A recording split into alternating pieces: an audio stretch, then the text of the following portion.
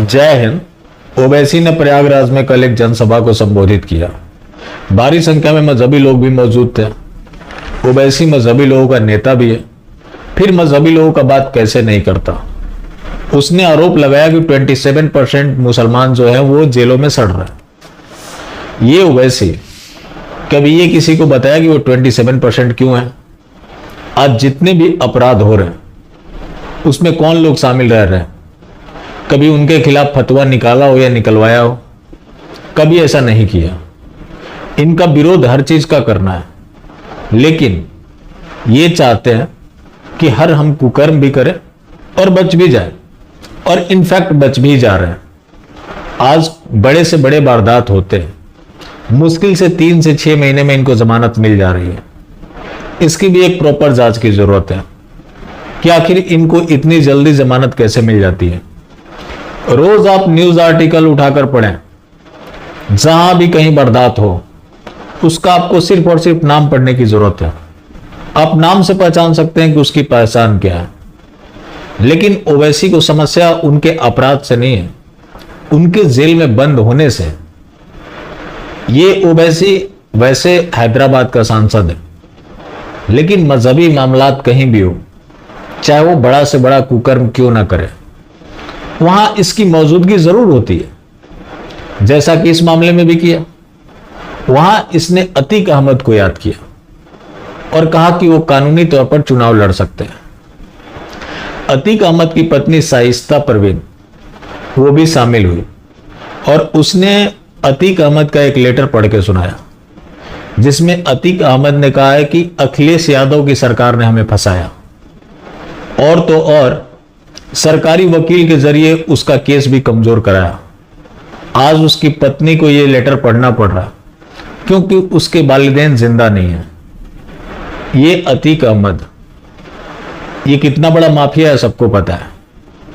उसके बावजूद भी ओवैसी ने कहा कि मुझे इस बात की खुशी है कि अतीक अहमद और उनका परिवार इस जुल्मी सरकार के खिलाफ मजबूती से लड़ रहे हैं। सरकार जुल्मी है। क्यों? क्योंकि इनके अपराधों पे लगाम लगा रखा है।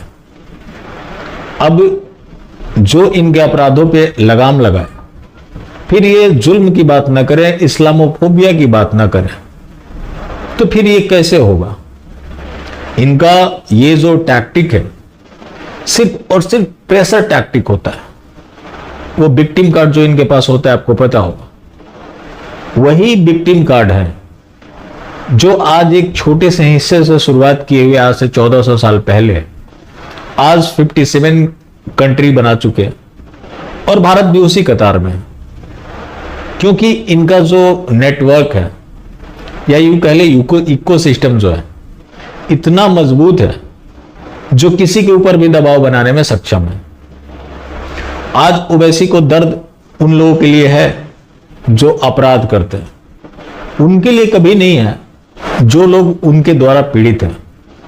फिर भी यह संविधान की बात करता है। इसके संविधान का मतलब क्या है?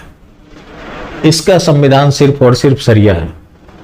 आज जो ये लोग संविधान का नाटक कर रहे हैं, इनके करने के पीछे भी एकमात्र वजह है कि अभी उस हालात में नहीं है कि ये अपने सरिया रूपी संविधान को लागू कर सके। इसने मौलाना कलीम सिद्दीकी को भी समर्थन कर दिया, जिसके बारे में मैंने कल बात की थी। उस मौलाना कलीम सिद्दीकी को लेकर और जो बाकी विपक्षी पार्टियां हैं उनको लेकर इसने एक बड़ा खुलासा किया। इसका कहना है कि समाजवादी पार्टी और कांग्रेस के लोग सीधे तौर पे बोलने से बच रहे हैं, और वो लोग इसको फोन कर रहे हैं कि तुम उसके ऊपर कोई बयान दो। इसके पीछे तर्क है कि अगर समाजवादी या फिर कांग्रेस वाले मौलाना कलीम सिद्दीकी के ऊपर कुछ बोलते हैं तो हिंदू वोट नाराज हो जाएगा। इसने सवाल किया कि अखिलेश यादव, राहुल गांधी उनके ऊपर कब बोलेंगे। जो मौलाना कलीम सिद्दीकी गिरफ्तार किया गया, सबूतों के आधार पर किया गया, दिन प्रतिदिन उसको लेकर खुलासे हो रहे हैं, लेकिन ओवैसी उसके साथ है। यही ओवैसी उत्तर प्रदेश सरकार द्वारा बनाए गए धर्मांतरण विरोधी कानून का भी ये विरोध कर रहा है। इसका कहना है कि यह असंवैधानिक है। मतलब किसी हिंदू लड़की के साथ लव जिहाद करना धोखे से किसी का धर्मांतरण कराना, ये सब इनके अनुसार इनका संवैधानिक अधिकार है। जो इनको रोकता है वो असंवैधानिक हो जाता है। इस ओवैसी ने 27% जो जेल में बंद है उनके बारे में बात की। उत्तर प्रदेश सरकार के द्वारा लगभग इनके आबादी के अनुपात में दुगुना स्कीम जो दी गई, उसको लेकर कुछ नहीं कहा। मैं उसके लिए भी योगी आदित्यनाथ को सीधे तौर पर जिम्मेवार नहीं मानता, क्योंकि जो जो डिपार्टमेंट योगी आदित्यनाथ के अंडर में है वो बेहतर काम कर रहे हैं। और यूपी जो है सिर्फ और सिर्फ योगी आदित्यनाथ के द्वारा नहीं चलाई जा रही है, उनके ऊपर इतना दबाव है। और उसमें जो अलग अलग डिपार्टमेंट है, कई ऐसे डिपार्टमेंट है जहां योगी जी का कोई भी दखलंदाजी नहीं है, जिसका परिणाम यह है कि यूपी सरकार के द्वारा भी भयंकर तुष्टीकरण हुए हैं। जहां इनको सुविधाएं मिल रही है वहां ये चुप्पी साध कर आराम से उसका आनंद लेते हैं। जब ये अपराध करते हैं वहां इनके ऊपर अंकुश लग जाए, वहां फिर जो ये संविधान और इनका मजहब है पूरी तरह से खतरे में पड़ जाता है। और ये जिस संविधान का हमेशा दुहाई देते हैं उस संविधान से इनका दूर दूर तक कोई लेना देना तो है नहीं, वरना किसी अपराधी के लिए इस तरह से लामबंदी नहीं करते। कोई ऐसा मामला आप उठाकर देख लीजिए जहां पे असदुद्दीन ओवैसी ने अपना बयान न दिया हो। और सवाल यह भी है कि ये असदुद्दीन ओवैसी किस बिना पर जाकर दूसरे स्टेटों में चुनाव लड़ता है। इसके पास कोई डेवलपमेंट का तो मॉड्यूल है नहीं, कहीं ये विकास की बात तो करता नहीं है। ये जो मजहबी लोग हैं जहां भारी संख्या में है वहां ओवैसी के प्रत्याशी को वोट देते हैं, कई जगह चुनाव भी जीत जाते हैं। उसके बाद जो हिंदुओं को ये मूर्ख बनाया जाता है कि हम अल्पसंख्यक विकास कर रहे हैं, जो कि केंद्र सरकार कर रही है। अल्पसंख्यक विकास के नाम पर हिंदुओं को क्यों बरगलाया जाता है, जबकि इनका विकास से कोई लेना देना नहीं है। जो केंद्र सरकार है उसने आज तक के इतिहास में सबसे बड़ा तुष्टीकरण की पारी खेली है, लेकिन उसे अल्पसंख्यक विकास का नाम दिया है। तो जहां ये मजहबी लोग ज्यादा संख्या में है वहां ये अपना प्रत्याशी क्यों नहीं जिता पा रहे। जो इतनी इनको वजीफा और स्कीम बांटे गए, आखिर क्यों बांटे गए, उसका क्या आउटकम रहा, इसको भी तो सामने रखना चाहिए। जो प्रधानमंत्री मोदी है उन्होंने ही कहा था कि हमें मुसलमानों का भरोसा जीतना है। तो उस भरोसा जीतने के कार्यक्रम में वो कहां तक आगे बढ़े, कितने हद तक भरोसा जीता, इसका रिपोर्ट कार्ड देश की जनता के सामने रखना चाहिए। क्योंकि देश के लोग टैक्स के पैसे उनके ऊपर लुटा रहे हैं, वहां वो क्यों नहीं रखते, उसके ऊपर अपना रिपोर्ट क्यों नहीं सौंप रहे हैं, जबकि क्लियर है कि इन्हें विकास से कोई लेना देना नहीं है। इन्हें सिर्फ और सिर्फ शरीयत का राज चाहिए और उसी के तहत ये सारा काम करते हैं।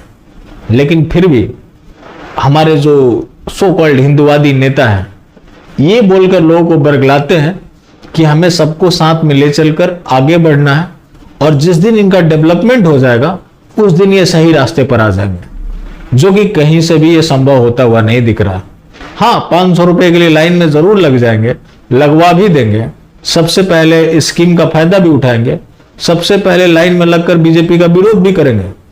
लेकिन बीजेपी को इस विरोध का जबरदस्त फायदा होता है, क्योंकि ये विरोध करेंगे तो जो रिवर्स पोलराइजेशन होगा उसका अल्टीमेटली फायदा बीजेपी को होगा, क्योंकि अभी भी हिंदू मेजोरिटी में है, जो कि ये लंबे समय तक रहेगा इस चीज की गारंटी नहीं है। क्योंकि जिस तरह से हिंदुओं का धर्मांतरण हो रहा है, चाहे वो क्रिश्चियनिटी की तरफ हो रहा हो या फिर इस्लाम की तरफ जा रहे हो, अभी आज का ही खुलासा है, जो एक हिंदू को मुसलमान बनने को लेकर 1 लाख रुपए और 50 गज की जमीन देने का वादा किया जा रहा था। तो हिंदुओं के ऊपर इस तरह के षड्यंत्र चल रहा है, जो कि बाकी जो मिशनरीज हैं या मजहबी लोग हैं वो तो कर ही रहे। सरकार को जैसे तुष्टीकरण के लिए उनको फायदा पहुंचाना है वो चीज हो ही रहा है, तो फिर हिंदू बचेगा तो बचेगा कैसे। और मेरे को इनकी बुद्धि पर तरस आती है कि जब हिंदू नहीं रहेगा तो ये राजनीति किस चीज के ऊपर करेंगे, ये एक गंभीर सवाल है। बाकी जिंदा रहें तो फिर मिलेंगे, और मिलते रहेंगे तो जिंदा रहेंगे। मिलना जुलना जारी रखें, लेकिन हां, मास्टर स्ट्रोकवादी बिल्कुल भी ना हो। जय हिंद।